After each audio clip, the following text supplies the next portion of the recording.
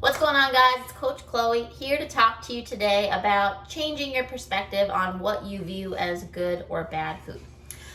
The reason we're talking about that today is a lot of people tend to have this concept of food as either inherently good or inherently evil. If it is chicken and broccoli and raspberries, it's good. If you got into paleo, you might even start viewing fruit as bad. If it's a Twinkie, if it's ice cream, it's inherently bad. And the reason why I kind of want to challenge you all on changing the way you view food is it can kind of turn into this vicious cycle of if you don't eat something that's good, you automatically feel bad about yourself because it's bad food. And you start kind of having this moral code based off around what you're actually eating. And then the guilt sets in because you ate something that's considered bad, which generally guilt is not a good way to develop good habits and nutrition. It usually leads into either eating way too much, and then the next day you don't eat anything because you feel bad, which then can lead into eating more bad food because you feel guilty. It can just turn into this snowball vicious cycle. So what I want you guys to start thinking about doing is viewing food as fuel. Food is food. There is no good or bad food. It's just that certain foods can give you more nutritionally than other foods can. So let's take broccoli, for instance. Broccoli is nutritionally dense, low in calorie. These buns, not really going to give you much as far as nutrition goes, but they're going to be higher in calories. So what I think a big problem with our American culture and just like what we have available to us at all times is that the volume at which we are eating certain foods, they're just not meant to be consumed that much. So to help everyone kind of visualize what I'm talking about, I have 4 different foods here that I'm just going to kind of show you. The calories are all around the same. It ranges from about 120 to 150 calories. But just how drastically different it's going to feel when you're eating it. So let's start with broccoli. This entire thing of broccoli is 110 calories about. So when you eat all of this, obviously most people aren't going to eat, unless you're Tony. Shout out to Tony. Most people are not going to eat an entire bag of broccoli in one sitting. The reason is it makes you full. Most people don't want that much broccoli. So it's really, really hard to overeat broccoli. Even if you ate 2 or 3 of these and you had a few hundred calories worth of broccoli, you're probably not going to be gaining weight from broccoli. Second item I have is granola. So this is a serving of granola here. It's 130 calories. No one eats this much granola. That's the thing. When people pour themselves granola, no one's sitting there like, oh, I'm just going to have this little baby quarter cup of granola.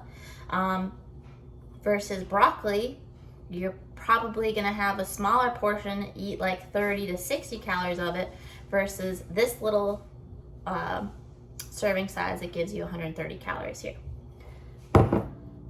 Next up we have yogurt. This is a large portion of yogurt. It's 170 calories. The benefits are going to be it's going to fill you up, and just like the broccoli, you're very less likely to overeat yogurt. I don't know very many people that like yogurt enough to sit there and eat 500 calories worth of yogurt. I'm sure there are some outliers out there, and if that's you, I apologize, but most people aren't going to be over consuming yogurt. It's heavy, it fills you up, it doesn't feel good to eat a lot of it. Next I have a bun, which I was already talking about. So 150 calories for a bun. You could probably eat 3 of these and still feel hungry. They're mostly carbs, and they're not really carbs that fill you up. There's not much fiber, so you're going to eat it and you're going to feel like you really didn't eat much of anything. So if instead of looking at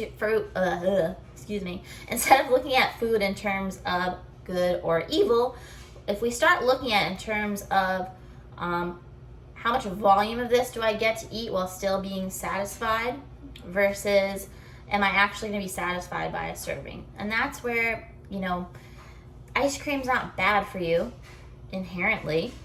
But how much ice cream do people usually eat? Most people, they buy the pints. They're not sitting down and scooping themselves out a serving of ice cream. They're sitting there eating the pint, and before you know it, the pint's gone. You open up a bag of chips. I think is it Lay's? I can't remember. Their whole slogan is bet you can't just eat just one, or whatever it is. Their slogan is that because they know that as soon as you start eating them, 2 minutes goes by. I think you've seen the meme that's like, I have 10 chips before I decide if I even want to have chips. And before you know it, you've already eaten 200 calories and you're still going at them. So it's not that chips are bad. It's not that ice cream is bad.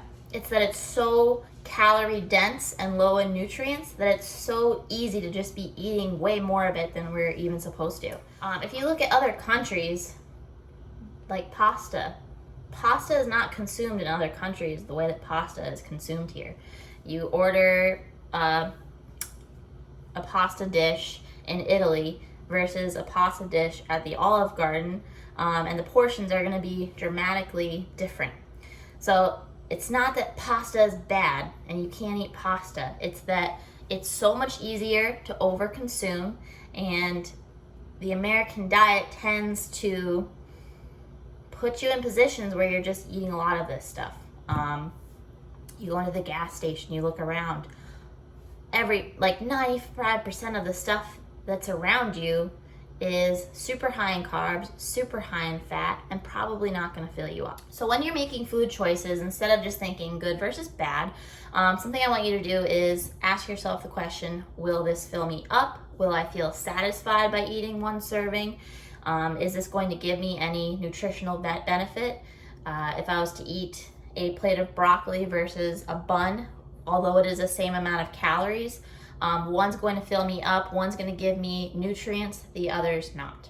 Again, the bun's not bad, you just have to be thinking in terms of these things, because it does matter. It does matter as far as being full and feeling like, you've actually eaten something and your body actually getting nutrients. So try that out.